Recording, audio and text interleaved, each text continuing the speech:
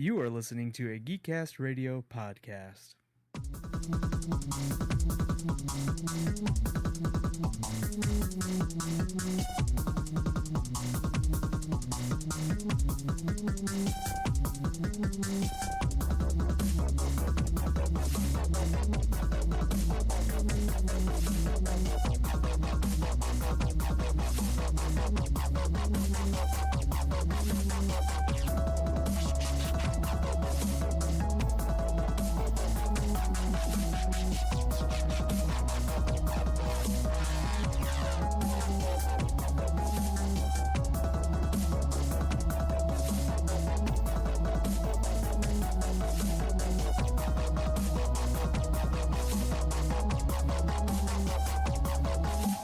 Hello and welcome to Off the Cuff, episode 58. I am your host, as usual, Michael Powers. I'm joined this week by, well, I don't know if Art Danner fell asleep. I'm back. And he's awake. And I'm joined by Joe Reed. Hello, everybody. Who's been dying to talk about Destiny. I think I might starve him another week. And, of course, you heard the voice of Sean D. Brown. Hey, woo. So he smiled. I saw it. Shoot. So this week, I'm pretty sure the last half of this show is going to be all about Joe gushing, getting everybody wet about Destiny. Get me wet if I already am. A little bit. But the first half of the show, I thought, if I had done what I was supposed to right from the beginning, the last stuff for the comments from the last episode, which was 3 weeks ago. That was too long. From the 3rd. September 4th is when it's from. So I'll go ahead and we'll just go from the top, regurgitating some stuff, and then we've got some interesting a poll that we took at Comic-Con, an impromptu poll regarding that I had nothing to do with. That's because your opinion doesn't really matter. This is true. And then let's see. And you live in that state that sucks so much they named it after a city. Anyways. Really? So yeah. We'll finish the show up with some Destiny talk. So, without further ado, 9 days ago, Jared Kessler commented, are you all going to talk about Destiny? I picked it up and have been playing it nonstop. I wanted to hate it, not buy into the hype, but I'm loving it. It's not a perfect Destiny? game. Which game is that? It's a Vita game. Vita game. Got it. Okay. Yeah. It's not a perfect game, but I am having a lot of fun. Curious to hear your guys' thoughts on the full game. Well, keep listening to this show, and I'm sure you'll hear our answers. Also, you could check out our showcase video that we put up on YouTube. I did that last week to sate Joe's lust for the game. I needed that. It was very good. Bloodlust? Look at him twiddling his fingers like, excellent. Excellent. Excellent. Connor Murphy replied to Jared Kessler. He said he's looking forward to hearing our thoughts on the game. That he has not picked it up yet himself. Because ours are the only thoughts that matter. Probably not. Brad Kellogg said he's in purgatory with systems right now, hoping to pick up a new system soon and check out Destiny. I can say the commercials do make it look like fun. Quick side note. If you buy live action, if you buy Destiny on PS3 or Xbox 360, you are eligible for a free upgrade to a next-gen platform when you buy a next-gen platform. But it's only till after the first of the year, I think. And aren't the Bungie servers kind of universal? So your character from the old gen transfers to the new gen. Yes. So there's no reason really to wait at that point. Well, I think that's a lovely shot, Danner. Isn't it though? Oh my God! I'm not switching to that. Oh God. That's not happening. No. Nope, not switching to that. Nope, not switching to that. Do it. I did it for a second. I don't know. I mean, is this the part of the show where we're getting everybody wet? Because, I mean, I'm halfway there. I mean, I'll do this. Justin Washington said, for me, it's Bungie's take on Borderlands and Halo rolled into one package, but Destiny does not feel like either. The initial wow factor, along with the exciting and varied gameplay of Halo, is missing. Yes, it feels like Halo, but this is down to the animations, character styles, and weapon level designs. None of these dramatically affect the gameplay. They are just shiny finishes. I think that has everything to do with gameplay. I could be wrong. Yeah, I would say gameplay is probably the look and feel of the game. Strongest thing. Yeah, that's like the strongest thing. Anyways, none of these. Sorry, but with these characters, none of them have the same appeal as Halos. I'd say they have less than Halos and far less than Borderlands. They aren't very mysterious. Oh, they he's don't lighting it for dramatic effect. They don't have. Oh God. They don't appear to have much of a story, and they arrive in meaningless ways. I bet that's what ET's penis looks like. Seriously? Yes. Photo. You realize none of that is ending up on the camera, so you're just doing that to have him interrupt me. Yep. Yeah. Thanks. Mission accomplished. Borderlands 2 is a great game in many ways. For example, the loot drastically changes gameplay. This is down to a large amount of weapons, thousands, and replaying missions just to find new weapons. This replay factor seems to be missing from Destiny, as the reward is not enough to fight through the same hordes of enemies. I'm not saying Destiny is a bad game by any means, but it just seems to have missed its goal of being a great game. Yeah, we'll talk more about that because when we get there. King of Kong says he's jealous. I am the only person breathing, not playing the game. Well, that's not true because Brad Kellogg isn't playing it either. Yeah, he's busy with his cereals. You can go sit in purgatory with him. Let's see. And then there was some stuff about achievements and trophies basically ruining gaming. Wait, what? Achievements and getting more interesting. Yeah, I don't think they ruin gaming. I think that if you go through, like, I will only go trophy hunting if it's my second playthrough of a game. Yeah, definitely. And I don't think anything that's optional doesn't ruin gameplay. Yeah, it only adds. It doesn't take away. I mean, if your complaint is like, "Oh, it ruins the game," I can look through the trophies and see what's going on. Simple. Don't look through the damn trophies till after you beat the game. I haven't touched the trophies for Destiny, but now that I've actually finished it, I should go and do that and see what there is. Well, they're very. I'm assuming there's a bunch tied to get all every piece of everything be legendary on you, or stuff like that. Get one of each character to level whatever. I just want to put the camera on Danner because he looks like Jabba the Hutt. Oh. Itana Nobada.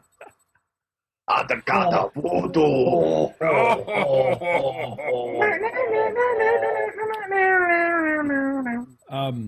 So, yeah, we'll talk about this in a second. So this past weekend was Grand Con. I heard that it was. Well, it's Shanzi. So Danner and Joe and I were there. What did you guys think? Was it? I know Sunday was a lot better than Saturday, but what did you guys think about it this year versus last year? I hadn't heard what attendance was, and I want to push Grand Con. I want Grand Con to be an awesome con, and I like their mission of combining board gaming and comics. But this second year, I know it's not as big as they want it to be, especially the comics half of it. It's a struggle because I'm learning that these two different genres really need different things out of their convention, and it's very difficult to put those both in the same spot. But I don't know, growing pains, and they'll get it figured out. But the board gaming is wicked awesome there. So awesome that Danner's yawning. That was great. The yawn stole the camera. Sorry. No, I was going to say I had a good time. I dare say I had a better time, I think, this year than I did last year. And I think it was all in part to the fact that if you want to have fun at a convention, just follow behind Joe as he goes and gets critiques on the stuff from all the other different comic book artists. And other artists. You took your Turtles drawing around to everybody, getting like pointers and stuff like that, or their thoughts on it. Scott Rosema asked to see it. He wanted to see it, so I did that. I was going to say, and Mark McKenna, too. We were talking about inking, because he's a inking person. I'll say it, he's an inking god. Yeah, and I got to meet Mark, and me and him had really awesome conversations, and to me, that was I think you could tell that I was slightly smitten with him every single time he came by. He would, pat me on the shoulder or squeeze my arm or something like that. And I was like, because I was like, I'm coming to your booth and I'm buying stuff. So, but he was super cool. It was nice to talk to him about.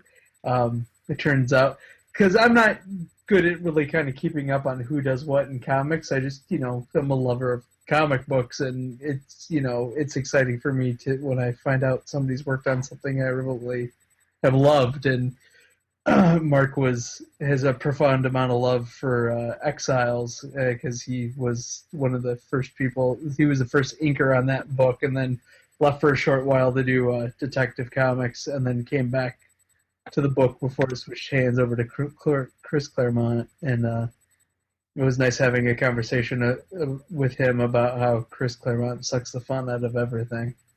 So it was enjoyable. I had a good time. I had a lot of fun.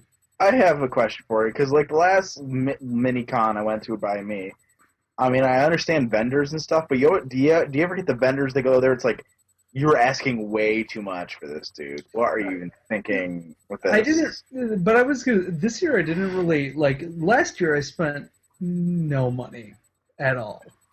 This year I bought one game. What did you buy? I bought merchandise. Oh, cool. That counts. Yeah, that's awesome. And then I bought a bunch of prints, artwork prints and stuff like that, which like I said, I don't know. I had this epiphany while I was there about how I'd rather invest in people's artwork than purchase comic books anymore. So I'm in the same boat with you, dude. I don't want to collect stuff anymore. I want to collect pictures. Yeah, that's the one thing I've heard a lot lately. Hello, Momo. That's one thing I've heard a lot lately, is that going to the convention when they set up the comics and stuff like that, is that why would you go there to buy a comic book when you can just go to your local comic book store? Well, sometimes those vendors who come into town for those conventions have books that your local folks don't get. The only chance I'm going to ever have to find Ninja Turtles 27 and 29 is probably at Wizard World or Motor City. Or eBay or something like eBay, that. in which case I'll overpay. I could never buy like vintage stuff off eBay because I'd be so concerned about it not getting packaged right. Well, when I sent it, it was good, but got to you all shitty, so too bad for you. So yeah, that was great. I think out of all the artists there, I think my prints were the most expensive ones because we go there to represent GCRN, and then I take over half the booth and sell crappy art. Oh, I'm sorry, we were promoting GCRN. I thought we were literally just hawking Joe's crap. Pretty much. Geekcast Radio presents Joe's crap. Well, at the Geek Sale, I'll actually be able to officially do that guilt-free. Well, no, at this point, at the Geek Sale, you shouldn't be able to sell anything, just pimp GCRN. I could do that. Yeah, I'm bringing the banner back here. I got it. Yeah, I think we did better on Sunday though, because one thing I noticed was that, and I don't know if anyone else had the same epiphany as I did. I just remember talking to you guys about it.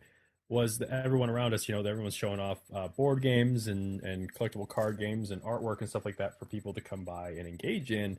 And the booth right next to us actually had, they made flasks out of old NES cartridges. Or that's cool. Flasks that looked like NES cartridges. I don't think they were actually old NES cartridges. No, they were cast in food-safe plastic. Right. But that kind of people were coming up because they were looking at an NES case, and they were like asking questions about it and stuff like that. So I kind of thought that maybe on Sunday that we should just have Joe bring all of his controllers and stuff and dump them all over the table. People like, what the heck is this thing? Yeah, which would get people to come up and touch them and try to interact with us and have a conversation with us. Okay, I gotta lock the camera because you guys are all moving it around too much. Sorry. But yeah, I thought he should, dump off a bag of controllers, and he did on Sunday. And I brought one of everything that I could detach from a system. And then I have this bag sitting next to me here. I had an idea that just on the fly while they were sitting there on the table, I was like, well, let's ask people what their favorite controller is. And we started taking an impromptu poll, and Joe has those results. Let's see. taking a quick tally of our votes of all the passersby that decided to mark the paper. 10, 11, 12, 13, 34, 35 people voted on this, so it's a very wide spread of data that we got to have a very accurate outcome here. Yep. Yeah, Top very answers accurate are breakdown. on the board, looking for the number one space. Turkey. Ha! Anybody seen that YouTube video? That's hilarious. Nope. Okay. Let's go with least favorite. Least favorite are the ones that didn't make it on the list at all. Well, that people voted for. Least someone actually went to say, I like this, and everyone else disagreed with them pretty much. All right. What was the least number? Somebody decided to be weird and vote for the. I'm going to move stuff. The Odyssey 1 controller. This right here, ladies and gentlemen, is the first video game controller you could have in your house in 1972. Predated Pong by 2 or 3 years. It was not at all what we would consider board game. And I'm sorry, video game. It was more of a board game, as all of the things besides the controller were out in front of you, and the dot on the screen decided what you did with poker chips or play money. Yeah. But I think somebody either had nostalgia factor over it, maybe they remembered it, or maybe they were just trying to be clever. But hardly even a video game controller. And I'm surprised it even unplugged. I don't get a chance to touch it. I did. No, not really. But most of the console controllers after this couldn't unplug from the system. They were hardwired to it. The one thing I thought about when I was looking at that controller, because that was the first time I'd ever seen it in person, was it reminds me of if someone were to make a video game or a digital version of that marble game, that, like, the wood. Yeah. Wood Or we game get the maze. Yep. Labyrinth. It's called Labyrinth. Yeah. Okay, yeah, that just, for some reason, because of the knobs, it just looks like a digital controller for that type of thing. It does have horizontal and vertical controls. There's an English for the tennis that goes back and forth. You can put spin on it. I'm sure that worked like a dream. Oh, I bet it did, yeah. Ralph Baer, the guy who kind of did the brown box and the Odyssey and the Odyssey 2, he invented video games for us. He's the reason that we are having a podcast. He did this for us.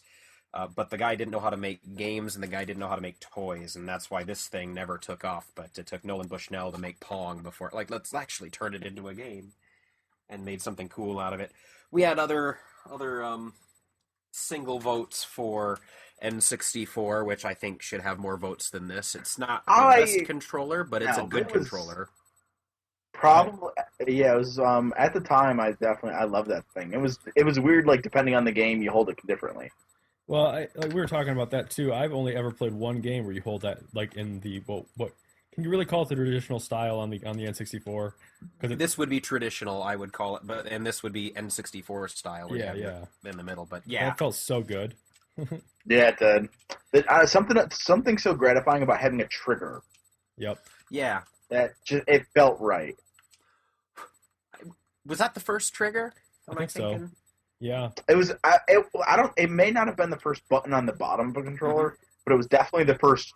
What you would call a trigger. Actually, I think it was. Yeah, I think that was the first one to. Do like a trigger. Like, yeah, Chauncey's right. That was probably the first one to be like a trigger. The joystick is. Those were notoriously easy to destroy, and I. Oh yeah, I snapped so many of those things. I would love to see what would happen if they released a new version of this controller. What would this feel like with a modern joystick? Maybe a second joy up here instead of the C buttons. I don't know. I like the C buttons. I do. It did what it needed to do. Shooters. Mm-hmm. Well, it felt good then with first-person shooter.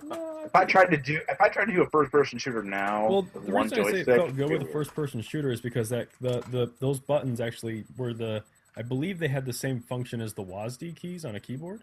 Yeah, on some of the first-person shooters, not on a GoldenEye, but yeah, Turok had they were the WASD keys and stuff like that. So, but the other thing is, GoldenEye and Perfect Dark both had the Turok controls in there, so you could switch to those. Yep, you could switch to where the C sticks were. I bet that would feel much more natural now. Yeah, until you pick up the controller for someone else used it and they switched it to Turok controls and you weren't ready for it. That's a go. You're like, oh no, So no. So what was next? Joke Dan, votes how you for doing? Dreamcast. They had a single vote with the VMU that everybody seemed to remember having chose on from Sonic the Hedgehog. Their little That thing was that little. What did they call the little insertion part? They had a special name for it, right? VMU, VMU. visual memory Yeah, unit, that's because it had a little yeah, that's screen with buttons and you could play games on it. yeah. Well, that's like the silly thing to me. Oh, my batteries are Are you dead. trying to turn it on? Yeah, I thought I might have had something in there. Shocking that you're second Now, degree. hang on. Mhm. That the Dreamcast controller, it has actually kind of direct lineage to the Xbox controller. The original Xbox controller. Yep. I mean. Well, and that informed the 360 as well. Yeah, The and Duke controller, as this it was. does feel like a Duke. It's pretty big. Now, the thing I didn't like about the Dreamcast controller, like I like the way it feels when you hold it, when you're Mm-hmm. kind of holding it loose, but when you grip it the way you're supposed to, that Mm-hmm. feels like it doesn't feel very good to my wrists. Yeah, it does. It makes them very it presses narrow. your wrists in. I Yep. think that needs to be out more, but Yep. maybe that's what they fixed with that Duke controller. I relayed the story to somebody at the con. I don't have a Duke with me. It's probably in a bin back there. But the original Xbox controller was then, and they said this. Microsoft said this, that it was tested a lot in American audiences, and people wanted the big controllers. So their test audiences said, but what they ended up doing, replacing it with the S controller was what they gave to Japanese Xboxes. That's Yep. what they packaged with theirs. And so with the small Japanese hands, but no, and then that ended up being what we wanted as well. And I just Yeah, put them and down. I There remember it is. my Yeah, favorite controller S. one of my favorite controllers is the wireless Xbox controller, Made by who? Mad Catz. Okay. The wireless portion where the battery was, you actually had to plug it in to the Xbox because the Xbox didn't have any built-in way to receive a wireless signal, so you had to put Yeah, I remember plug that email, in. yeah. But the actual thing itself was tiny. It was a really small controller, smaller. I was probably, fatter than the PlayStation 4, but like pretty tiny in your hands. I'm Now- holding this old Xbox controller in my hand. It feels huge to me. Yeah. My hands aren't.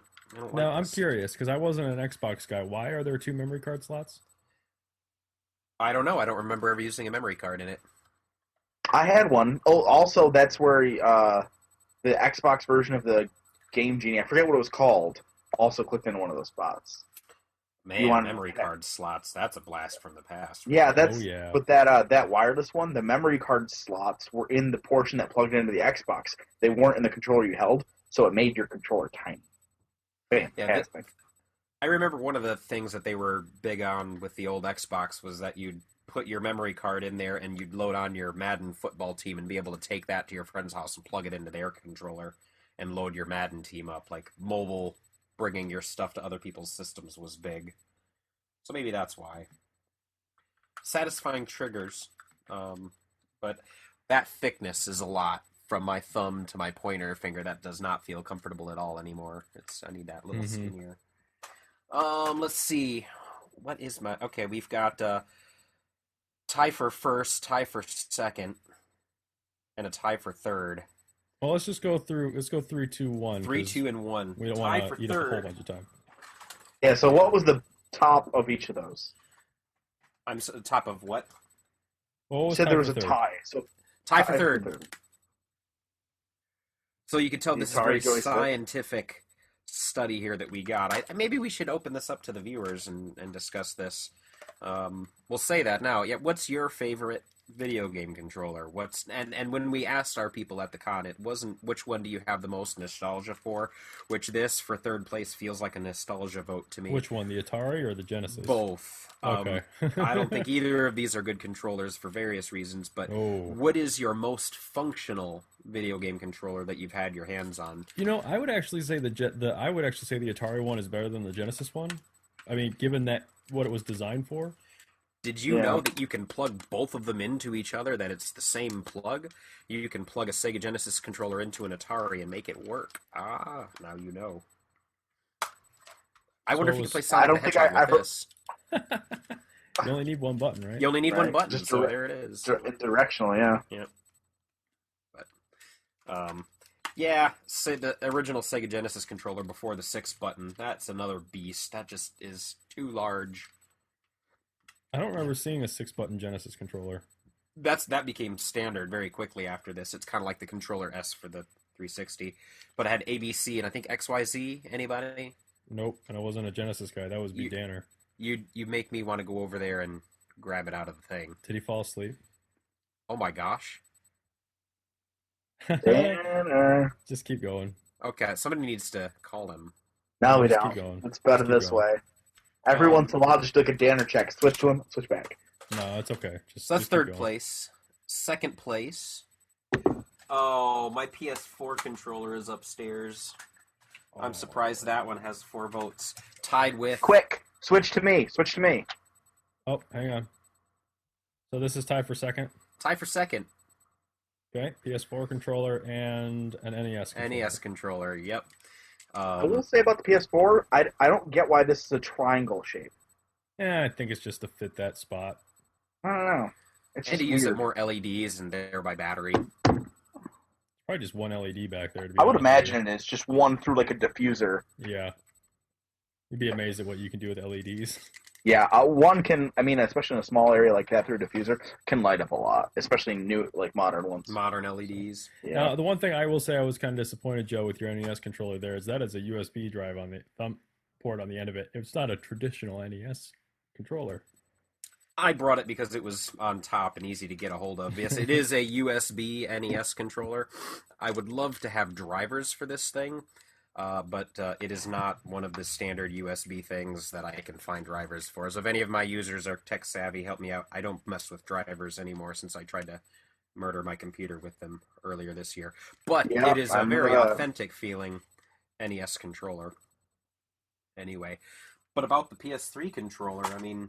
PS4. What do you guys think of that thing? Thank you. I've been doing that all this week. It's a big improvement coming from Oh, yeah. the It's- DualShock. Definitely my favorite PlayStation controller. I wasn't a fan of them before. I still like the staggered joysticks better, but like it being so light, like negates that. My hands don't get as cramped as they would have on like a PlayStation. The Or thing about PlayStation. the PlayStation controller is that to me, and I know there's been different versions. There's the DualShock 2, the DualShock 3, the 6-axis, blah blah blah blah. They've essentially been the same controller since the PlayStation. They've been like lighter, or maybe made out of a different material, different colors, but it's essentially been the same thing. The PS4 Yeah. controller, while it looks the same, it's definitely You can see it's first predecessor. major Yeah. yeah. You know. What I And mean. I like the way it feels in my hand. I do think that I mean, I don't have a problem with the Xbox One controller, but I do think Sony trumped them on the controller. I'd like to play with an Okay. Xbox One controller for a while because I really like the thumbsticks. Okay. I like how that feels. Now, Mike, you have both. Mhm. How big is the Xbox One controller? I've held one, but I've never had it like in the same room as my 360, so I can't really compare. It looks like it's fatter this way. I feel like it's bigger. It I feel looks like it's- it looks like a 360 had a baby with a Duke. Like it doesn't feel uncomfortable to hold by any means, but it's edgier than the 360 controller, which was kind of weird. Like there's harder edges on it than there are in the 360 controller. So I mean, and it's hard for me to actually talk about it because I don't play with it all that often, other than in Titanfall and some stuff like that. But hopefully that'll change this fall with Sunset Overdrive. But all right, what was next? Number 1, tied. Ooh, If I pick between those two, it's the Nostalgia. Super Yeah, all the way. obviously. I'm not a, this is I never liked Sony's controllers. One, because I could never remember square, circle, triangle. It didn't logically make sense. And the colors, I never learned those either. They weren't a big enough part of it. And then there's the problem where my 2 thumbsticks, when you go to the center, I always want my offset joysticks. I have a video for you to watch about the PlayStation. They explain where the buttons came from. Buttons come from. The square is a map. X and O are yes and no. I think forgot what triangle the is supposed to be the was. map. And square Well, the was square is a supposed map to be. because it's a piece of paper. I thought the triangle might be the map because it was a direction. Anyways, yeah, I'm pretty sure we're just probably mixing them up a little bit. Yeah. Now is that's a DualShock, like PlayStation DualShock. 1? PlayStation 1 DualShock. Okay. I remember that thing. I now I've never had a problem with the thumbsticks where they are. I've never had my thumbs hit each other on thumbsticks. I think Only it comes when down to you how you are, hold them.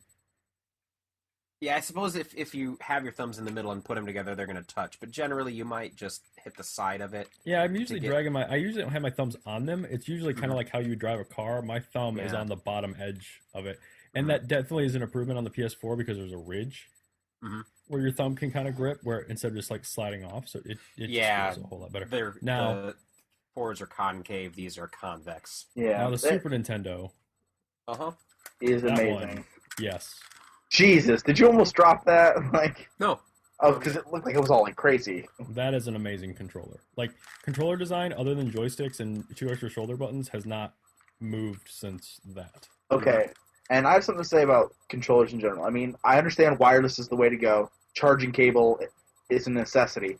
When did they decide to cut the length in half For what? of the cable? as soon as Um, they realized you can go to Monster Cable and spend $50 for a I 10 don't foot want to anything. buy Or buy on like price. something to extend my charging Well, cable. in if fairness, I'm charging it. Microsoft doesn't do that. That is a Sony thing. I know. The short USB cables is a Sony thing. Microsoft does not do that because Microsoft still hold on to that whole thing that they had with the 360 where it was not the 360, the Xbox. Like this is for American gamers. That's why they have that the trip proof cable with the break in the middle of it. You know, for people like walking across the family room, you're not going to pull your console in the middle of the floor like that. That is something that only the Xbox has, and the Xbox One still has that, even on their charge cable. And they come with a Wow. really long charge cable. But the short USB, the short charging thing, that is on Sony. Like I don't know why they do that.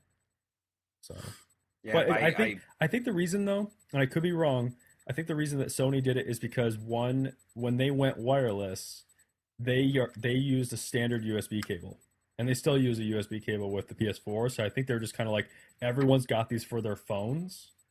So they probably have like really long ones for their desk or something like that. So it's like, why, they've already got this stuff. Why give it to them? Whereas Microsoft just now switched over to a USB for their charging point, but they still gave you a nice long cable.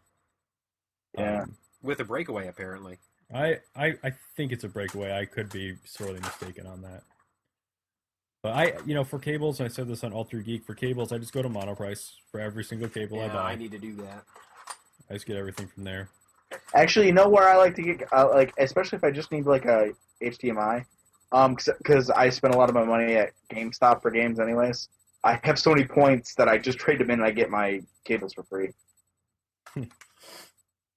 I ended up one time I traded in. It was only like a 6-foot cable, but it was a monster cable. I don't know who traded that in, who gave that to them. But It I was like, happened. it was like it cost me no money. So I was like, that's mine now. Are you just fiddling with controllers now? Yep, we'll wrap this up and say things like GameCube, one of my favorite controllers, 2 joysticks offset, nice. I love the trigger buttons with the click through, so they sync down their analog, but then there's the click. We've got the Wii, which I think if ever an A+ developer got on this thing and made it a first-person shooter, it would have been pretty awesome. Atari 5200. I've never seen one of these working ever in. I've seen 50 years one. of I've only collecting. ever seen it in a case. I've Yep. never seen it plugged in and powered on. It probably doesn't work. ColecoVision, my very first video game system as a child, had little cards that slipped into the keypad thing. Yeah, I'm pretty sure that's where you Specialized dial in the date and time for when you're in the DeLorean trying to go back in time. Right? Sega Master System. That And- controller I'd never seen before. That was new to me. Merry Christmas. Enjoy. And then the CDI, the Philips CDI piece of garbage. You were supposed to play a Mario game with this somehow. I don't know how, but Very that was carefully. it. So, I think they're wrong, and we should open that poll up to our listeners. So, let us know what you think. Yes, another 5 people need to add their information to our 35-person poll. It's not official unless there's 40. So I will say that's only good when it has the grip attachments. Yep, and I hate it's too smooth without them. You know what? I'm going to rant about this a minute. The classic controller for the Wii first version. You go online, you buy Mario Brothers, and you want to play it with your classic controller. Okay, that's fine. On your NES controller, Mario runs with the B button, jumps with the A, so you can, run and rock your thumb over and jump. All right. Then they started doing the diagonal layout with the Super Nintendo. All right, and so you play Super Mario World. You're running around with Yoshi. You run, you put your finger on the Y button, you rock it down and jump with B. But when the Wii came out, they rotated the button layout, and so now when you're playing the Mario Brothers 1 on the Wii Virtual Console, you'd run, but you had to have your thumb on the B to run and rock your thumb over to the A, so you needed to hold the controller like this to make that natural. You couldn't hold it like this. No way to change the button layout in the game. This is how you do it, Joe. Just pretend this is it, right? Uh-huh. What you do is you put the ball of your thumb on the bottom button, and then you rock it forward. Also, have you ever? Yes. Ugh. Yeah, it's weird. Also, I would never do that. But watch someone play Call of Duty. They hold the controller like this and hit with their I've seen the that. claw. fingers.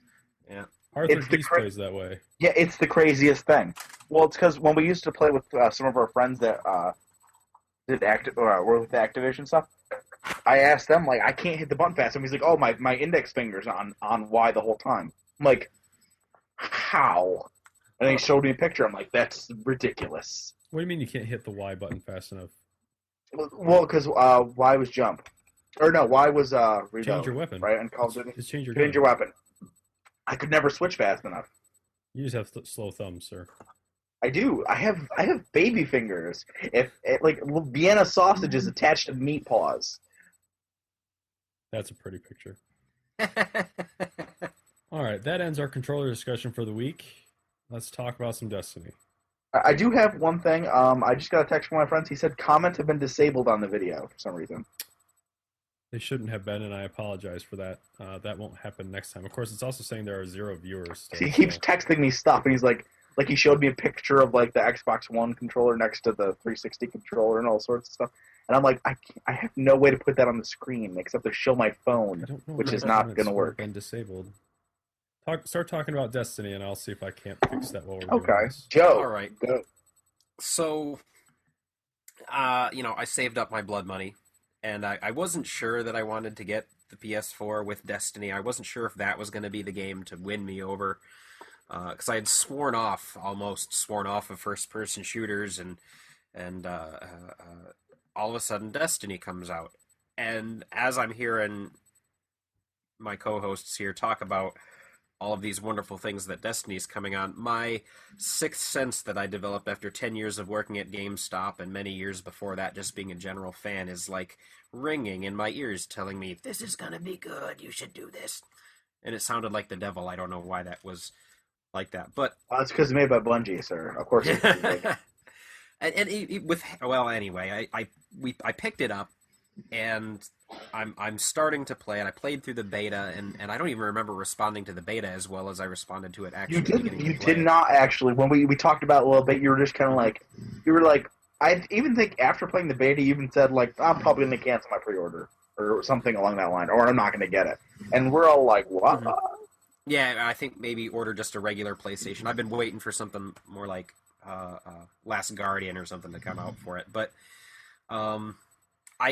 after playing it, after getting through it as far as I have, I think these negative reviews that we've been getting from the official big news agencies or the games, what do they call it? The games reviewing industry.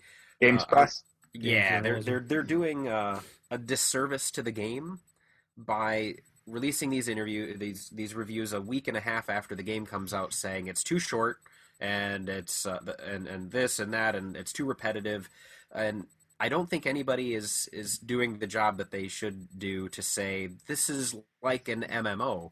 In the beginning is like that. The beginning when is World gonna of be Warcraft like came this. out, it was not the game it is now. It didn't come out with 70,000 hours of content. It was built up. Mm-hmm. And yes, what we're playing right now is short. It's repetitive. There's not a lot of stuff to collect. Yeah, it's vanilla Destiny. That's what. But this it's is. the This is beginning, vanilla. and it's fine to say all of those things, but I think every one of them has a responsibility to say but. And my It's an but, investment. You want them to say yes, it's an investment. or that there will be more and that they need to wait for it, or be ready for it. You don't have to get the game now, but you might maybe want to get on board so you don't miss something. The big but that I see, besides my own, is that Something very there wrong. are things that are put into this game uh, uh, that show that it's exquisitely crafted. The encounters that we've had, uh, uh, the instances that we get put in, and where the battles are generally scripted, kind of where they're coming from and whatnot. It's so balanced that it's showing how wonderful the designers Bungie are when they're crafting that type of mechanic. And I'm thinking of Sean. What was that part that you, Art, and I were in, dying multiple You were times? doing the strike. We were doing the anyone who is familiar, it's the Devil's Lair strike on Earth, and we were probably 1 or 2 levels too low to attempt it. But we decided, we got like half an hour to kill, let's try it anyways. Hit a wall, we couldn't beat it, kept dying, restarting, dying, restarting. It was like the funnest half an hour of getting my ass kicked I've ever had, I think.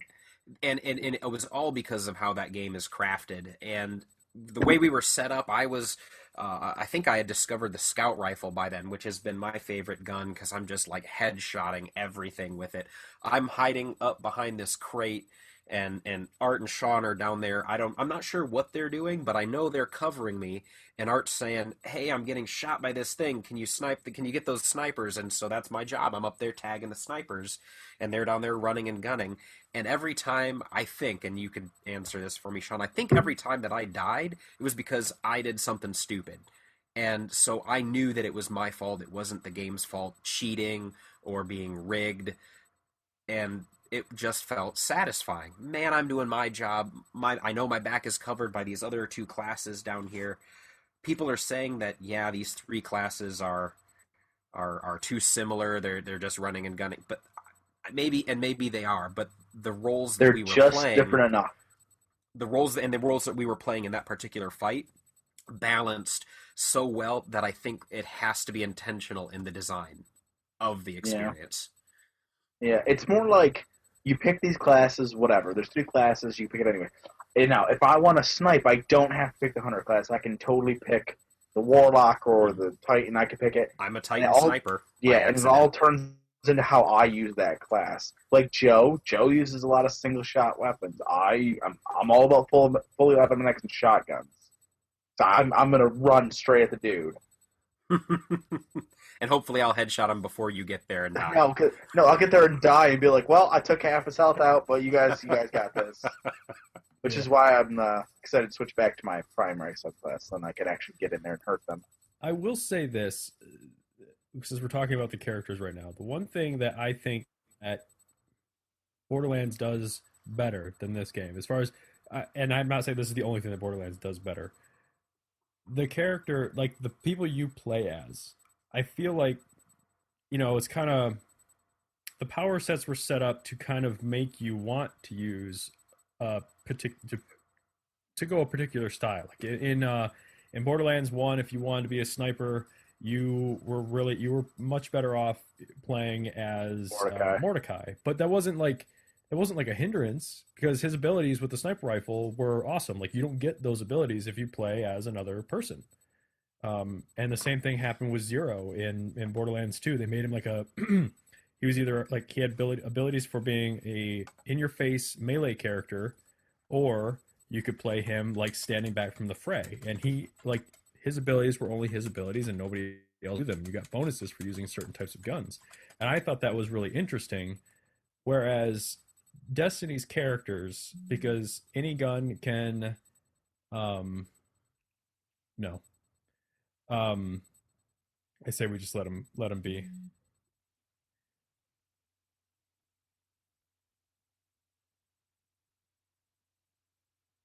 Uh-oh. Yeah, pretty sure we just, oh, there he is. That was weird. It says we're still live. Yeah, Yes, the live never went away. Hang on, let me ask my buddy. Sorry, viewers. Technical difficulties. We need a card to put up. There is one that goes up, but I don't know how to make our own. I think we can. I just don't know how to do that yet. That's cool. Test pattern. Anyways, continue talking as if we are live, just in case. yeah, well, it still says live, so I'm messaging him, seeing what's up. So, in Destiny, all the characters can use any of the guns. So that's fine. You can use whichever one you want. But I feel like, each character has 2 subclasses that you can pick from, and I feel like the subclasses are divided into offense and defense. We're still good. Okay. I feel like they're divided into offense and defense. So if you go down one tree, you're going to be like a defensive player. Like right now, Shanzi's working on a second tree as a Titan, and he has a shield that actually does some pretty cool stuff. But it's not his play style. No. Now, in the Warlock, the Warlock has 2 different abilities as well, which is the class that I'm playing. The first one that you start the game with, it's like, I'm going to stand back behind the lines and lob magic missile at all the enemies, because that's essentially what it is. It's an arcing magic missile, which is really cool because you can rain down destruction, which I did in some really cool moments this evening. But the second class is an in-your-face melee class. Like, you are designed to be in the face of the enemy at all times. The ability that I'm using for the character, I actually save it for when I die, because I have the ability to res myself.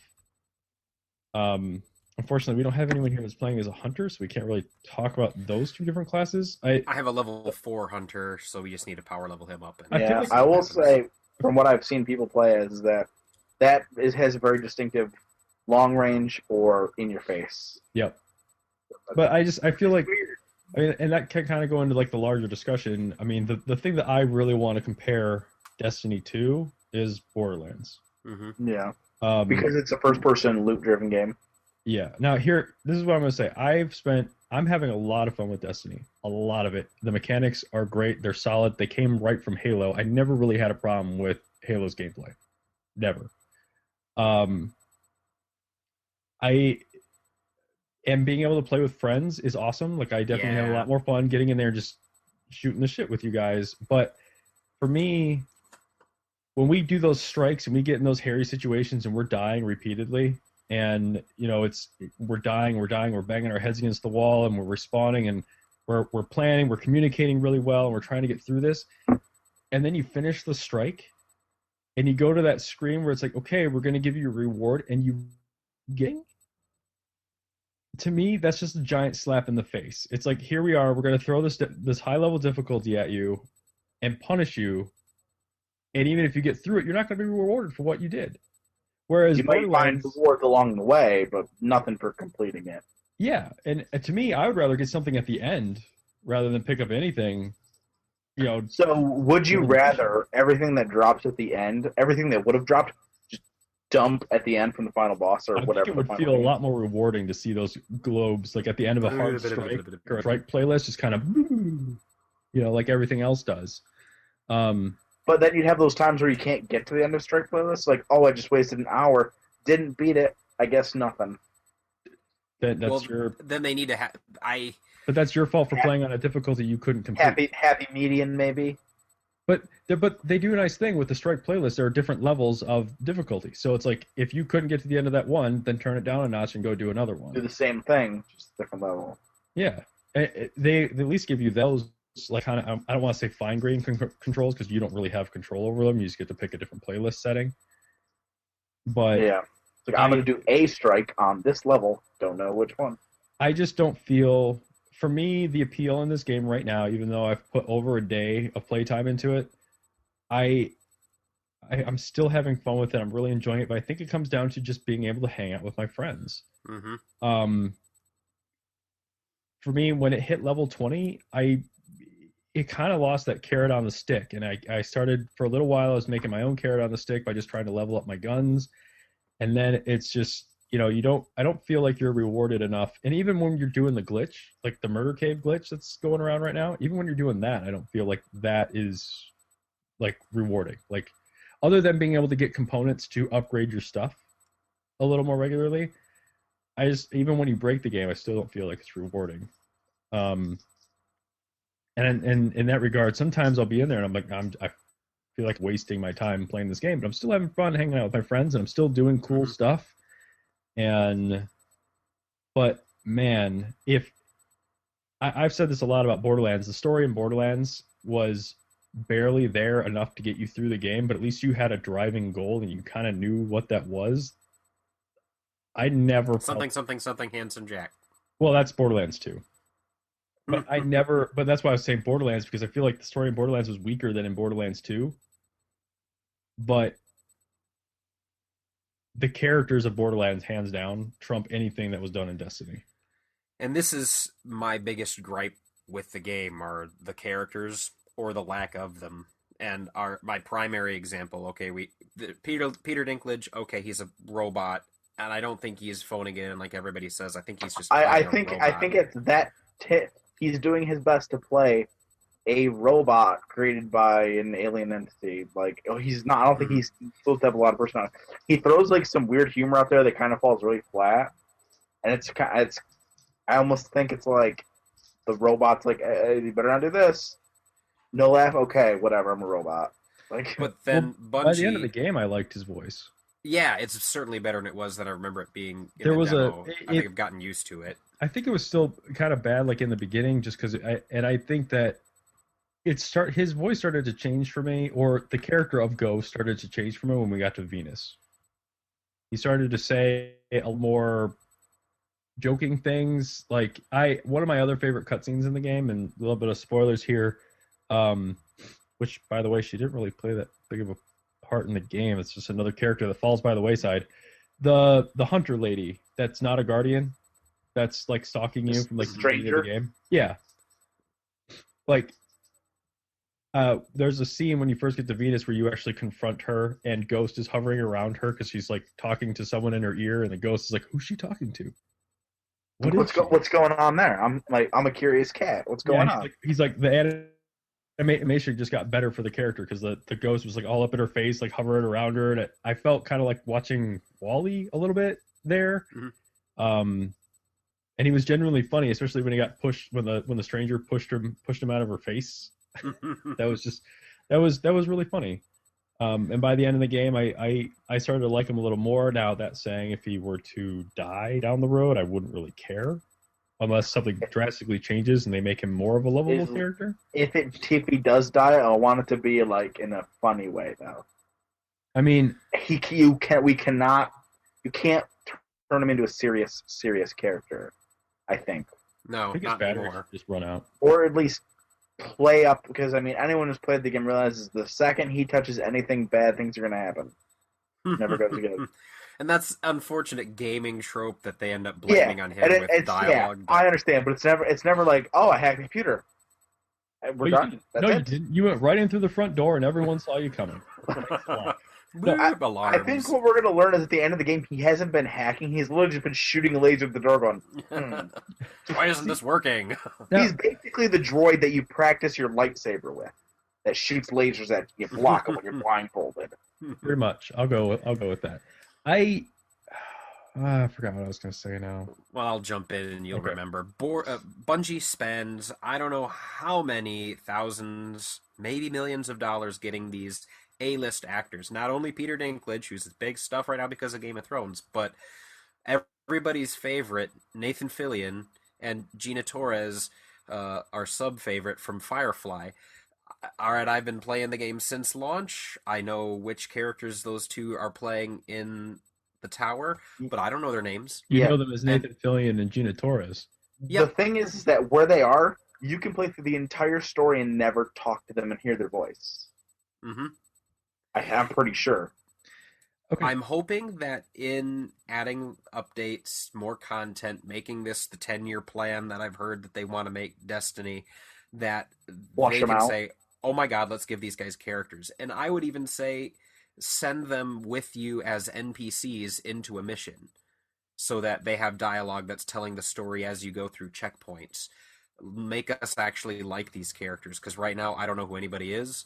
We have the speaker who's not telling us anything. I could tell you about this, but I'm not going to. Like, come on, man.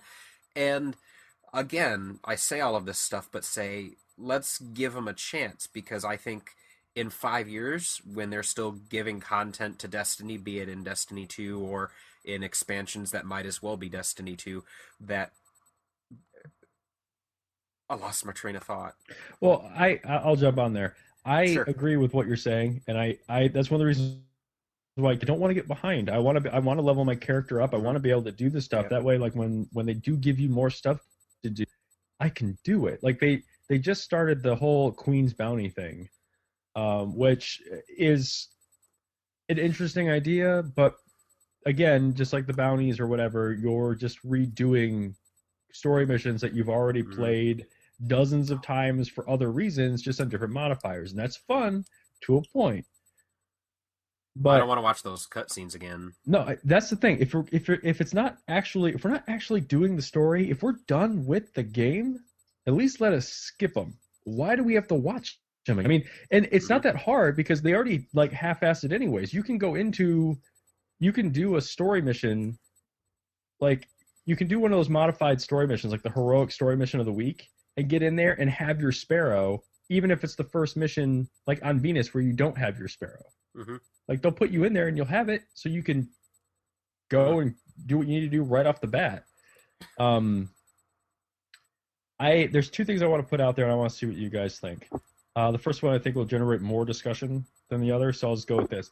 There's a guy on Twitter that I follow. He writes for Wired. His name is Chris Kohler. He put up the theory that I think I might have said this to you guys before, but I really want to kind of dive into this. This is kind of like when the first Assassin's Creed came out. It was, it had this. There was a lot of high praise, a lot of hoopla around it, all the stuff you were going to be able to do, and then you get in the game, and the world, it looks amazing, it plays okay, and then you do the same 3 or 4 things repeated across the 3 or 4 cities they put in the game, and that's all there was to do. And then everyone was like, it's not that great, whatever. And then Assassin's Creed 2 comes out, and it's amazeballs because they spent all their time developing the world of Assassin's Creed and the engine and making things work, that they were just able to. All of a sudden, it was like the one thing they had to work on with Assassin's Creed 2 was how do we make it more, the mission variety more varied? How do we make the gameplay more fun? They didn't have to start from scratch and build an engine. Do you guys see that same thing happening with Destiny here? Well, that ties into where I had lost my train of thought. I think in 5 years, when we have content and maybe Destiny 2, that we're going to look back at the first week and a half of Destiny's launch at levels 1 through 20 and say, this was just the tutorial. We don't have any clue what the grand story is going to be. This darkness that we're fighting might end up being something completely different and revealed to us in future content. Joe says, not having finished the game. Not yet. Anyways. One more mission. I will say that if you take Halo 4 and even in the Master Chief Collection, take it and compare it to the original Halo when it came out, those are 2 completely different things. None of them have story outside of ODST and Reach, so it really doesn't matter. Well, they do, but it's not you like... have to read the books. no, you can get away without reading the books, but it's definitely not like... That's not what that game is for. That game is not about the story. It's about shooting stuff, and that's what Destiny is about right now, too. It's just shooting stuff. But everything builds on this is just the stepping stone to the next one, This kind of actually feeds into... I kind of had this theory last night when I was playing with Shanzi, because we keep calling back to Borderlands. I'm not entirely sure when Destiny went into development, but I know I think it's been in development for at least 5 years. 4 or 5 years. Could be wrong. Because the last game they did was Reach? When did Reach come out? Anyone know? Going once, going twice. Off the top of my head, 3 years ago. Bam, 2010. 2010. So it's been about 4 years. So they've been working on Destiny. They've been working on Destiny's. We could say they probably started it before they did, while they were wrapping up Reach. So 4 or 5 years here they've been working on this game. in that time, Borderlands and Borderlands 2 have both come out before this game did. When you're developing a game, you kind of have you have a target that you have to hit, and you can fall into this thing called feature creep, where it's like, I'm just going to keep adding features as they keep coming out, and your game will never come out. And that's actually what happened to Duke Nukem. Duke Nukem Is notorious for that. So that, it was just feature creep. I want to make it the best game possible, so I'm going to change engines because a new engine came out. I think when they set out, if you look at the way that Destiny feels with its monster closets and its encounters, as good as they are, it definitely feels like a game that was, at least it was conceived 4 years ago, 4 or 5 years ago on paper about what they wanted to do. And time, Borderlands has come and changed the world. And I don't think Destiny or Bungie was willing to scrap everything and change their direction just because Borderlands came out of nowhere and took the gaming community by storm as far as loot in a first-person shooter.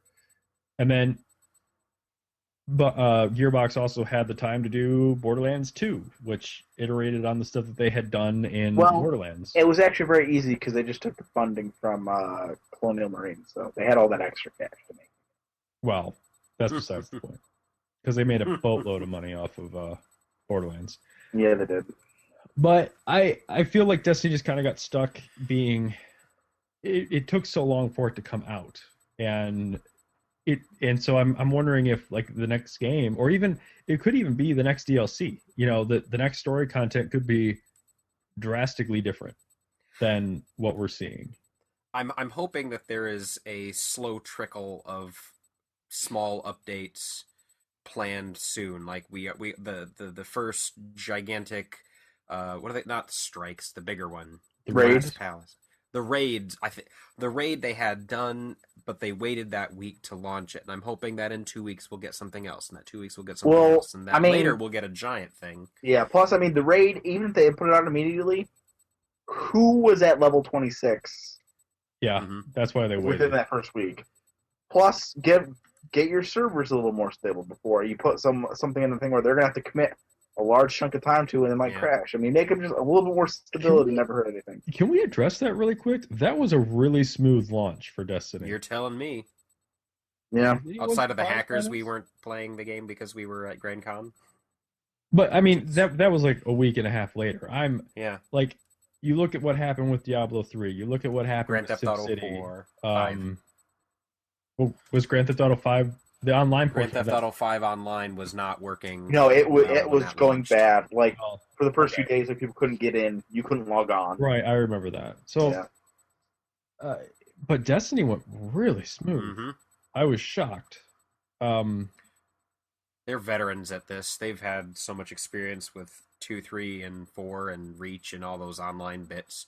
Yeah, but at the same time, Microsoft or Activision's also done the Call of Duty games and stuff like that, and they published Diablo 3. I think it's like they just published one of those games that caused all these problems. They didn't want to have a repeat of that again, and they didn't. Congratulations, you took an always online game and it launched on the day it came out, and it did not die, even though most people had to download 15 gigs of data first. So I know it sounds like I'm trying to be all down on the game, but they're valid. I think they're valid. Even if I am having a ton of fun with the game, and to a certain degree, when we're playing, I'm very jovial about it. Like, we'll make fun of, like, Peter Dinklage just going up and pushing the same thing and triggering an alarm because he's like, I'm gonna go hack that. And it's like, no, you're not. No, it's no. Just That's my call dog the guys being stupid. now. I'm sorry, everybody. Anyone else have anything they want to say? I really thought I had more to say, but I guess the glow has worn off over the course of the week. It's still a ridiculously fun game that I want to go play right now, but I have to be to bed in an hour. I think there are things in the game that demonstrate a level of craft in game making that is unsurpassed, that Bungie knows how to do the first person shooter, and they're demonstrating the fact that they can put an MMO on top of a first-person shooter, and out of the gate, they seem to have the system figured out. There are tweaks, drop rates, and But as far as like enemies scaling to you and to your team, and even though I'm 3 or 4 levels behind my friends who are fighting guys who are higher level than them, I can still feel useful in combat. That As a all medic? shows a level of what's that? As a medic, As a medic. No, that's actually harder to do, to go in and save you guys, because then I die. But I think that shows a level of craft that again is just demonstrating that they know what they're doing. And I think that in a couple of years, this is going to be awesome. My wife asks a question. She's watching the show upstairs. She says, we've mentioned the 10-year lifespan that Bungie hopes to have with Destiny. Is there still going to be a PlayStation 4 and an Xbox One in 10 years? How would it... I mean, is 10 years just a number they're throwing around, or... well, here's what I think. Most console lifecycle, and this one might be a little faster because they used off-the-shelf components for these ones to make them as cheap as they possibly could. I wouldn't be surprised to see like the next PlayStation in like 4 or 5 years. But what I think will happen is there will be content for 10 years because, and this is actually shown because the ability to transfer your character from PS3 to PS4 can be done right now. So there's no reason you couldn't take your Destiny character from PS4 to PlayStation 5. So I'm trying to unmute Danner because I muted him. Oh, I did not mean to put the camera on him. Trying to just unmute him. He took his headphones off. I'll just leave him be. I'm not sure. Always put him back on. Okay. Anyways. Good morning, Art. I missed you. Are you there? Yeah, I just didn't realize it's been an hour, and oh my god. Sorry. Okay. No, I'm It's all right, man. tired. Okay. Well, we don't want to. Do you want to go or do you want to stick around? I'm gonna go. We're almost I done. think I'm gonna go to bed. All right. I'm sorry, guys. Oh, you're good, You man. mean back to bed? No, don't worry. It is actually very cute. We watched you change positions a few times. I didn't Okay. hear you on camera. I didn't. Well, that was nice of you. I'll see you guys later. All right. We love you, Art. Yeah, man. I could totally see it going for 10 years. I mean, I do think the PS4, because the PS3's almost been out for 10 years, and it's still going a little bit. There's still stuff coming from it. The PS2 before it was around for more than 10 years. Plus, with these systems now, being basically computers and boxes, they've made them a lot easier for them to update through downloads. System patches. Yeah, system patches. I'm sorry. Thank you. So that lends it. These should be the longer lasting of all of them. The PS4 should have a longer shelf life than the PS3. I think, well, Mechanical speaking, I don't know if they'll probably replace it within that time. yes, it will be. Capability replaced wise, in about 5 years. it has a long time to go. I think it'll be replaced in about 5 years.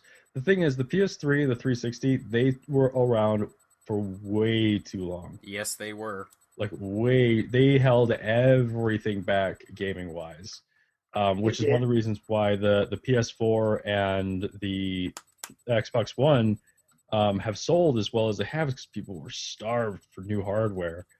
And I think that, I think we'll if they're smart, and you see this, the thing is, we've entered a new era of stuff like with electronics and hardware, and they've been watching, Sony and Microsoft have been watching the cell phone and the tablet market, right? They've been watching that.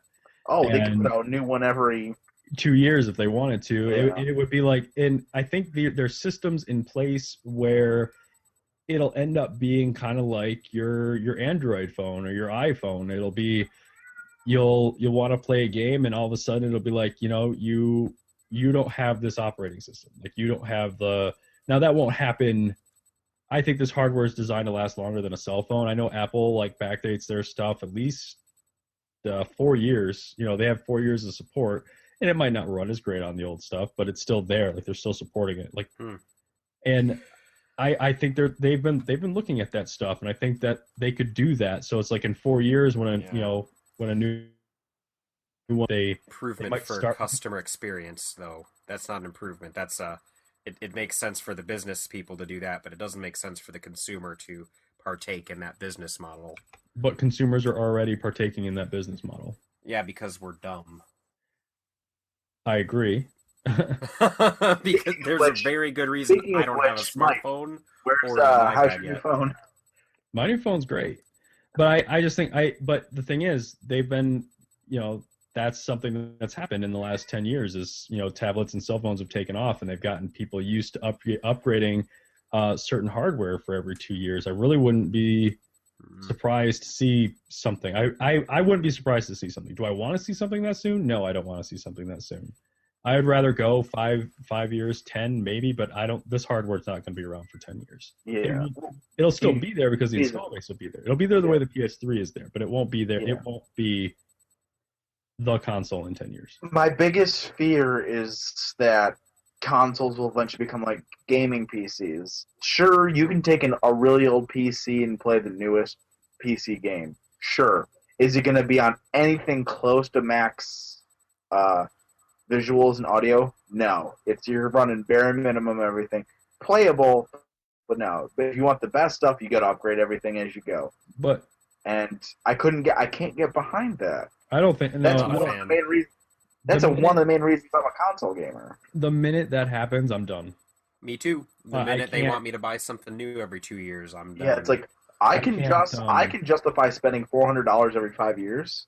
I can't justify spending, even if they cut it back $300 every 2 years. I can't do it. I agree. I'm just I wouldn't be surprised to see it happen, and yeah. I don't know. I mean, I'll have to wait and see. And at that point, that's when backwards compatibility becomes a thing.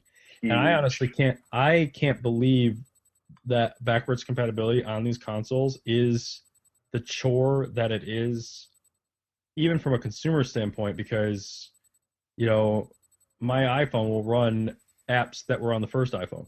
Yeah. It will still run them. Like games that I got on my iPhone still work on my new iPhone. Computers can emulate everything now. I mean, as far what you have sitting underneath your TV that you play your games on is a computer. Yeah. Mm-hmm. What it is now. And there's no doubt that they could. Now, here's the thing: would you pay a small premium for backwards compatibility? Like if they put in if Sony, Joe, you probably wouldn't because you don't have any love for Sony franchises. But I've often thought that if they were to, let's just call it virtual console because that's Nintendo's thing. It actually makes a lot of sense. If they were to release a virtual console in the PlayStation Network store for $20, and you could play all your PlayStation 3 games on your PS4, would you do it? I'd probably do it. You would because you have the nostalgia of those games. Would I? No, because I don't care. Right. All the games I have my PlayStation 4 are within the last couple of years. I think there will be some kind of app from the store to allow you, because if there's someone that can, the reason emulation is so hard is because they have to backwards engineer and jury rig all those emulators to work. And from everything I've read online in forums and stuff, the PS3 and the 360 the documentation for their hardware is not public. And so it's taken people a very long time to reverse engineer how they actually work in their programming language. But that's neither here nor there. I think Destiny's worth it, even though right now it's just kind of, I'm just playing to get bring my level up, and I'm playing to hang out with my friends. Yep. Am I disappointed with the game? The game, yes. Is it weird to say this? The game, yes. The experience, no. I wish the game had more of what you thought it was, but you're still having fun anyways. It's like I don't say it's not what I thought it was going to be. It's like 50 to 75% what I thought it was going to be, and just like 25% of it is just missing. 25% is like, oh come on, Bungie. Yeah, give me a purple drop. It's the story. It's just having Nathan Fillion in a role that he doesn't have a personality. The thing everybody's talking about loot drops. There's even a Twitter account making fun of the loot drops, which I it's think hilarious. is hysterical. Freaking great, Joe. You know Twitter's that thing that you do from your computer that you don't do because you can't get on. Yeah, that thing. You that's something that can be easily fixed. Like they just did a fix the other day where there was a couple of missions that when you're playing them on with an increased difficulty, certain modifiers would hit, and if an elite level guy came out with those modifiers on him, you couldn't kill him. Almost it become almost immune to everything you could throw at him, and you'd literally have to spend all of your bullets taking your shield down, and by the time you reloaded, your shields are back up. It becomes a stalemate. So that loot system, I could totally see them fixing if they wanted to. I Are think they gonna? I don't know. I think they'll fix it. And if they come out and say they can't fix it, I cry foul because even Diablo fixed their loot system. Yeah. Remember, they have already doubled the frequency of public events. So Yes. they took something that was supposed to happen every hour and it happens every half hour. And I love that we've been Pretty able much like clockwork. I love that we've been able to game that. We've mapped it. Well, Get we've over mapped here. it on the one the one Cosmo world. Well, just Yes. because we know where they are, I'm pretty sure they still happen like that everywhere else. Maybe I've never seen the public event on Venus or Mars. I haven't hung out enough. Oh, there was a I've- satellite on Mars. I don't know if there's anything special like the walker that's on Earth. I don't know. We spend way more time on Earth than anywhere else. So I would say if you're okay investing in a game that's fun to play with your friends, I'd say Destiny. Exquisitely fun. I'd say Destiny is fun for you. Mhm. Joe, what would you say? I agree that, and I don't know. I have this sixth sense, and I would almost wager to say that I don't think I've been wrong on it. Destiny is going to be something special. It's not special yet. Great amount of fun, but I think in 3 years we're going to have something very special on our hands that will be unlike much anything else that we've played. There's something that I think Destiny is the kernel of the idea. I think Grand Theft Auto is the kernel of the idea for the theme of this next generation, and it's going to be asymmetrical gameplay. And I've dropped that line here before, where 3 people, 5 people are in a team. Each one of them is doing something different. I think that's going to be the thing that we remember in 7 years when this generation is nearing the end. Just in that experience that Sean, Art, and I had, I was the sniper. They were down there doing their different jobs. Yeah, it's still a first-person shooter. We're looking down a scope and shooting, but we were doing different things, having different experiences. And I think Grand Theft Auto 5, maybe when we see, the walking through the post-apocalyptic city, the guy with the iPad can control the drone. What's the game? I keep forgetting. The Division. I think Grand Theft Auto 5 is going to lead to what The Division is, where, it has those 3 different characters. One guy's the driver, one guy's the shooter, one guy's sniping from the building across the street, and you have to cooperate to complete the larger picture. I think Destiny is going to be headed there once we have more character classes and more variety in gameplay. I wouldn't be surprised if we saw spaceship combat at some point in Destiny. I'm so glad you brought that up. There's so many different types of ships. At the moment, they do nothing. I really want them to put. There was one mission on Halo Reach. Yep. You know the one I'm talking about. It's basically they took Star Fox and put it in Halo for like half an hour. Blasphemy. My sixth sense says I'm that saying stuff is coming. That is the closest you can say. I'm not saying it was as good as Star Fox, Mike, so keep it in your britches. But I need these things that are collectibles that you can buy. I need them to feel like even the sparrows. You buy the better sparrows. They're more durable. They have the ability to strafe sideways. The ship is purely cosmetic. All it is so far, and it's weird, like the way that mashes up. You can see where it's kind of like it has there's different ship parts. I want that to actually be something. Let me do more with that ship. In 5 years, we'll be piloting spaceships. We'll be driving tanks. We'll be sitting in the game. In the game, we'll be crafting guns with those different parts, and there will be people who don't even shoot the guns. They make the guns and sell them to players. I think that's where Destiny's going. I hope so. But if Destiny doesn't go there, there will be other games this generation that will. And I think that are like, listen, this first person massively multiplayer online game community thing can work on a console. No, I'm Not a lot of them. curious if Borderlands 3 transitioned to this model, the Destiny model, where it's always online, everyone's running around the same world.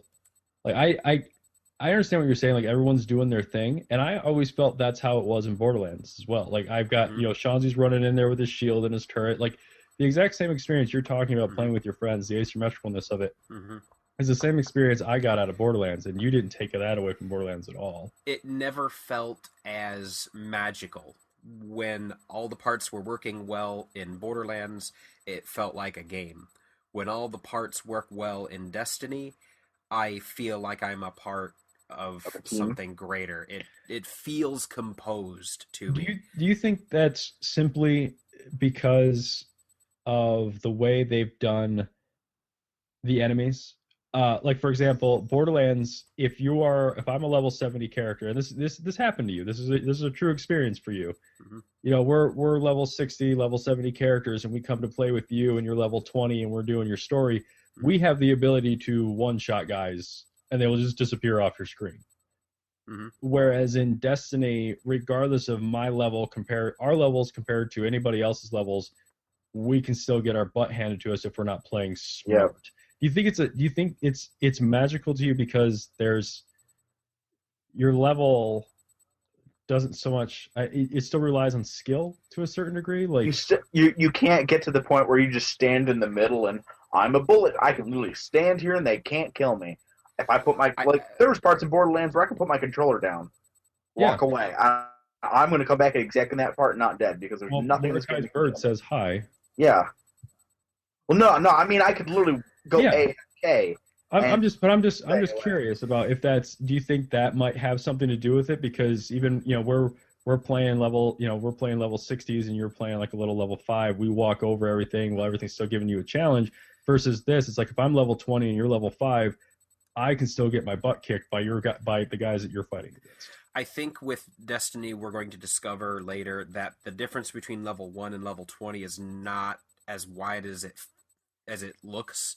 That the enemies are still going to be deadly within that range. I think when you're walking around as level 100, coming back to level 1s, you'll be able to put the controller down and be fine. But what Borderlands felt like with all of the wonderful powers, it often felt unbalanced, and it almost felt like as they're creating these guns and creating the characters, they're throwing whatever numbers they feel like putting in there, so it's fun.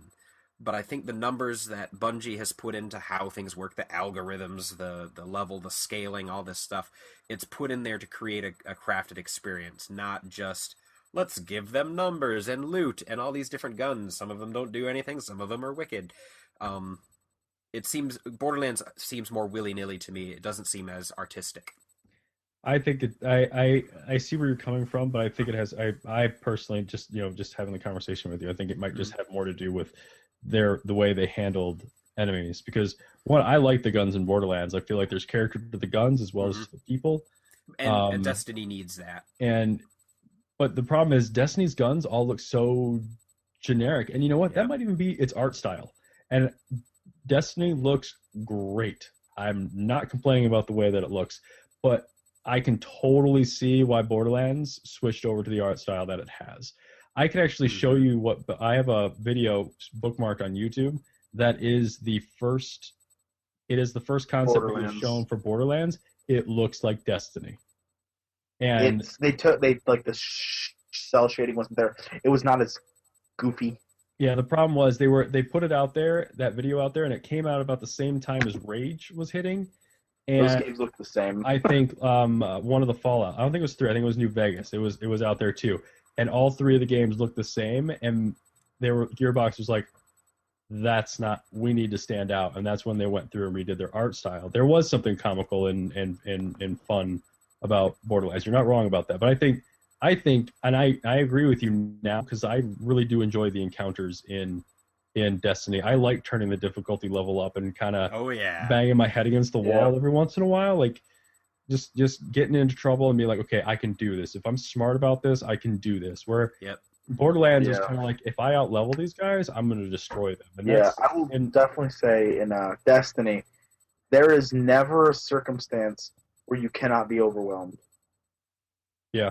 That's, Even by those creepy little level 2s that, The that show up in the that. silliest thing can kill you. If you lose track of one of those invisible guys with swords and he gets in, his melee's hurt. I don't care how much defense you have. And then you all of a sudden you turn after he's taken out all your health and you focus on him, and that sniper you were gonna shoot hit you a couple of times, all of a sudden you're dead. Like, sure, these guys' levels together don't add up to half of what I am. Doesn't matter. You still took the damage. like, if there's one thing I think that Borderlands could take from Destiny, it's the combat. Like, it's the way they handled, and I don't know what I would call it. Like, the damage that you deal to the enemy. Like, is that I don't know what mechanic that Your is. DPS, I guess, if you want to call it anything. Sure, your damage per second. I think that's one thing that they could take from Destiny, but I think Destiny could probably take just about everything else from Borderlands. Because I feel like if you never feel overpowered in Destiny, and you feel overpowered in Borderlands. And Joe, you never got to feel that feeling, and I'm sorry for that. Yeah, it's all right. I think I don't. The one thing I don't want Destiny to take from Borderlands is, and I'll imagine this in that explosion guy's voice. I don't want to see loot explosions. I do want to see loot sprinkle out, but I don't. The issue that I had with Borderlands was in all of the majesty of the variety of guns. It took me too long to figure out which ones I should be paying attention to, except for like the color. Okay, pick up the purple ones, but that seemed too much. I need a nice happy medium in there. Well, see, that's what Destiny's devolved into for us. It's like, okay, we're looking for engrams. We're looking only for purple engrams. Like, that's what we're looking for. And the thing that really bums me out is, like, even when you find a purple engram, you're not guaranteed to get like a legendary item. So it's kind of like you can. And I'm using the murder cave here, and it is an exploit, it is a glitch. So I really shouldn't be complaining about it. But I'm just going to point this out there because I have found maybe 10 legendary engrams the entire time I've been playing the game. None of them have decoded into purple items. They've all decoded into blue or lesser items, and that is what the Twitter account is all about. It's a purple engram Twitter account, like just saying, I am the blue shoes you've had since you've been level 5, because you can't find the replacement stuff. But then I will also say is that every legendary that I've ever got out of an engram has been a blue engram. It's like it gives you a range. This could be anything within this range. There you go. Like a purple, obviously a purple has a very poor chance of giving you a green item. So basically it's like you're getting a blue or purple or a piece of material. Sorry, go ahead. I think the purple engram that I picked up was my purple armor. I'm not exactly sure where I got that anymore, but it was a blue engram that decoded purple armor. Yeah. See, you guys have been notoriously lucky with this whole loot thing, and I have not. The legendary armor I've got, I've bought all of it. Well, my chest, actually, to be honest, I don't know, with the exception of when I found the duplicate arms, the only legendary stuff I found is guns. My helmet I bought because I had enough strange coins. My chest, arms, legs were all earned through Vanguard points.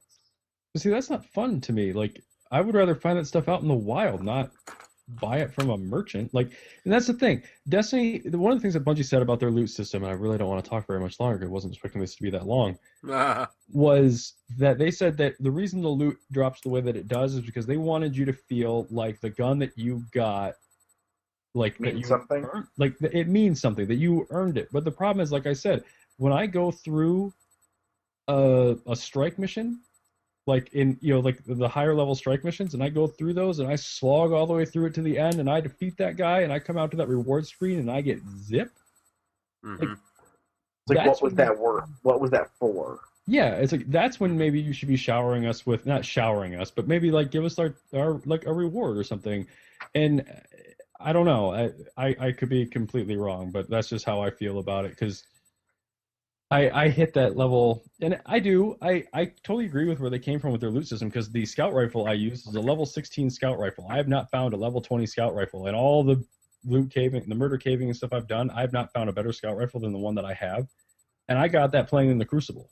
Like you're rewarded in the Crucible for whatever reason. We can't. I still haven't figured out how you get rewarded. You can do. It's like if you do really good, you'll get something, and if you do really bad, you'll get something. But if you do okay, yeah, all my rewards have been. I've led the team in kills and everything, got nothing.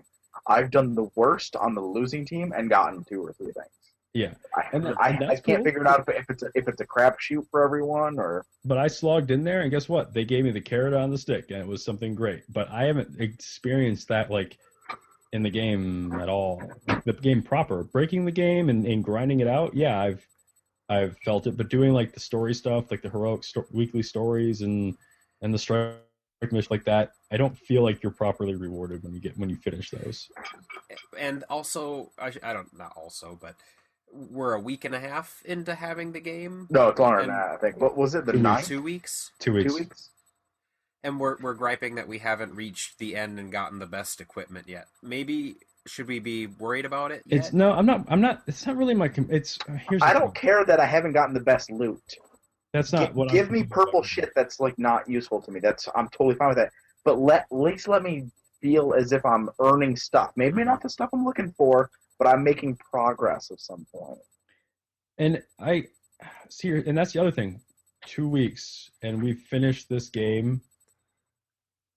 That's a problem. They need more missions to grind through. We finished the story. But like I said, you mean the tutorial for the game? Yeah, yep. We just paid $60 for tutorial. Now go play multiplayer because that's what everyone else is playing. Nah, I mean, it's all about going into this. We were most excited about the raid because we could finally get 6 people together. Yeah, to play. And that's what I'm. That's we got to get to that. As soon as we get to that point, I'm like, everyone get on now. Yeah, and I'm looking forward to it, and that's one of the reasons why I'm still playing is because I want to be high enough level. I want to have good stuff. I think the other thing that kind of bums me out is that your guns don't level up. Like. Mm-hmm. Your armor gets better, but your guns don't get better. So it's kind of like I've had the same gun since I was 16.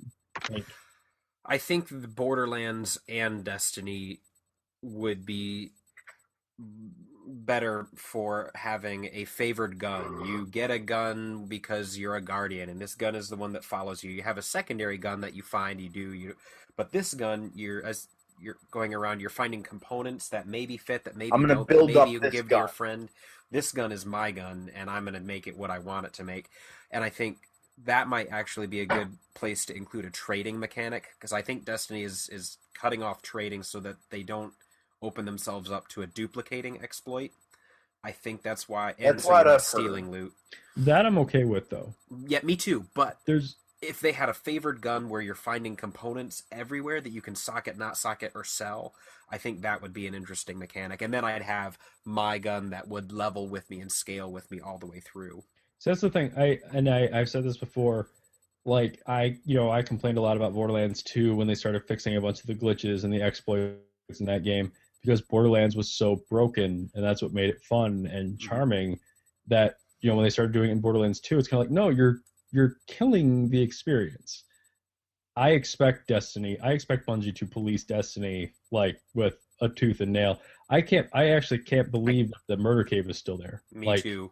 But then again, that is an exploit in their geometry, in the level design, and like it's a literal spawn closet. Like, how do you fix that without destroying the spawn closet or destroying that part of the map? Like because that's a map that's got a lot of patrols in it. If you get mess with that, well now.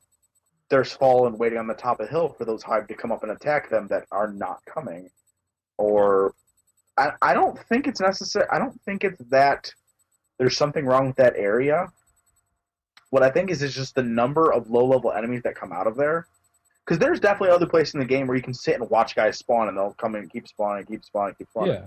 It's just not that amount. It just happens to be the number of enemies coming out of there because they're all low-level thralls. But I just don't know how you fix that, because even if you're not on patrol, those guys still spawn from that same cave. Like, you don't... The only way I can see them doing it is being like, okay, these enemies right here, this tiny little group of enemies has a very decreased chance of dropping stuff.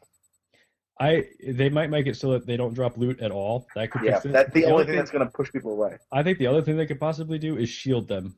until they're so far away from the cave, like they do with some of the bosses, make them immune until they're Until they get out. Yeah, but I don't know. I mean, but I expect them to fix that. Like a lot of the glitches in Borderlands, if they ever showed up in Destiny, I expect Bungie to fix that because that is Bungie's MO. They're trying to do what Joe said. They're trying to keep it balanced and make sure there's a checks and balance system for the entire game that Borderlands never had until Borderlands 2, and that killed it for me. But I went into Destiny expecting them to police it. So, all right, I think we've that's talked about long it. enough. Yeah, I didn't mean to talk that long. I'm sorry, guys.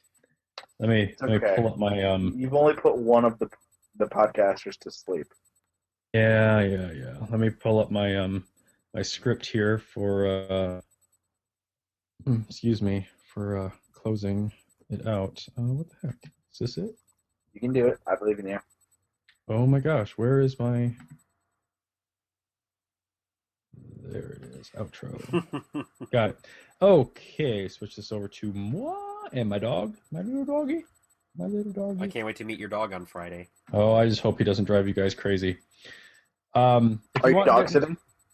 No, I'm bringing him with me out to Oh. Grand Rapids. Yeah. If you want to get in touch with us, you can comment on our parent site at geekcastradio.com or send emails to us at feedback@geekcastradio.com. For anyone watching on YouTube, you can also leave a comment in the YouTube section, and I will try and check those as well. You can find myself, Michael Powers, on Twitter, Xbox Live, and the PlayStation Network at BoothNinja81. Danner is no longer here. He went to bed. Poor him. You can find Danner on Twitter at Art Danner. You can find him on Xbox Live, Weapon Space 12. You can also find him on the PlayStation Network, X51 the Machine Man. Shanzi? Yep, I've been Shanzi. You can find me on Xbox at Weapon87. You can find me on PlayStation Network. You really creeped me out, Joe. You find me on PlayStation Network at Weapon01. You can find me on the Cosmodrome, probably shooting at the Murder Cave, just guessing. You can find me on Twitter at @SeanZBrown. Okay. Joe? You can find me most easily, probably lately, on PlayStation Network at you can. Fire Yeah. 405. You can also find me. Hey, we have a geek sale this Saturday in Grand Rapids, just off 28th Street.